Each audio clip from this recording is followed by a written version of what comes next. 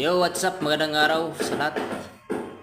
So, after ng workout natin, maglinis muna tayo. Linisan natin yung paligid natin para, syempre, boarding house kasi to. Baka magalit yung mga kabilang kwarto sa atin kasi makalat yung paligid.